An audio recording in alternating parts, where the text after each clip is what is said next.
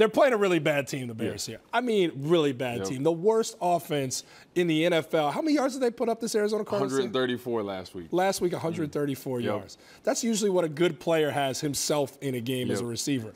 So it's a really bad offense. It's a really bad team. It's a winless Arizona Cardinals team. Chicago's coming off that win against Seattle. There's a little bit of juice. However, I feel like it might be a trap game. That's what you said. I think it could be a trap game. Are you a Bears fan, man? I am a Bears fan, but I'm a realist. This is not a trap game. Should we be worried at all? I mean, they've looked horrible. You know, offensively, they can't get things going. Defensively, they can't stop anybody. So this is a good game for the defense to continue doing what they're doing, but get Trubisky going, right? People are not really sold on him. It's a game to really work that passing package, get him going down the field. See, how are you still smiling when you talk about Mitch Trubisky? Because there's a lot to not smile about with this young man right now. Mitch Trubisky is the quarterback for the Chicago Bears. He's looked inconsistent. He's missed some throws. He's looked very inexperienced in his first 2 games. And I preface all that by saying this. I'm watching guys like Baker Mayfield, the first pick in the NFL draft, who wasn't even practicing with the top guys, goes out there yesterday and gets the Browns their first win in years.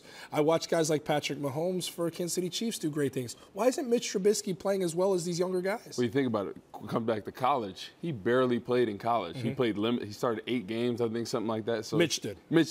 So it takes some time. And this offense, this is his first year under the offense. So the good thing is they have a great defense that they can rely on. So he doesn't have to put up crazy numbers because, you know, Khalil Mack and those guys are going to get the ball back, turn it over, things like that. So. Fair to expect that Mitch should have a huge game against this Arizona defense. 100%. And if he doesn't, can then the questions and the criticism become more valid in your eyes? It possibly could, but I think this is a game where he's going to go for 200 or more, maybe 3 touchdowns, hit Allen Robinson, Trey Burton, some of these guys. There he goes. Look at him. The biggest Bears hater right here. Man, come on, baby. No, I'm with you. If you tell me to believe it, you were right last week. You guaranteed a win, and they delivered. You're a defensive guy, man. How fun is it to watch this defense with guys like Khalil Mack, Roquan Smith, Leonard Floyd? He can be better, but he's good. How much do you love this defense? It's one of the best of all time with the Bears. It's impressive just to see from Khalil Mack to Akeem Hicks to Eddie Goldman. I think you can't mention them all. Yeah, you can't mention them all. I mean, they're flying around. They're fast. It's fun to watch. The monsters are back. It's fun to see. How does this defense compare to the '85 Bears defense? It's not quite there yet, but it could be special for the next few years because all these guys are in place for years to come. I know. Most of the guys are on 3 to 4 year contracts, so they got them locked up for the next 3 to 4 years. So it'll be good to build off, especially with a young guy quarterback that you're not proven by yet.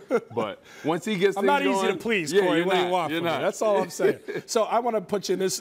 We saw history last night with these Cleveland Browns, a team that hadn't won a game all the way dating back to 2016. They get it done. What do you think was going on in that locker room? I mean, you've been on winning teams. You've been on some teams that have struggled. That's the ultimate struggle. What do you think they were experiencing? Man, they were probably had the champagne out like they won the NFC, AFC championship, man. They were having a party. They're dancing. I mean, they were living it up because it's been so long since they've won a game. I mean, the Twitter, the Instagram live stories, I mean, people were having fun, man. So give me a prediction before I let you go. What are the Bears Cardinals we're going to be looking at come the end of the day on Sunday? So I think it's going to be a big game. I think 31-10 Bears.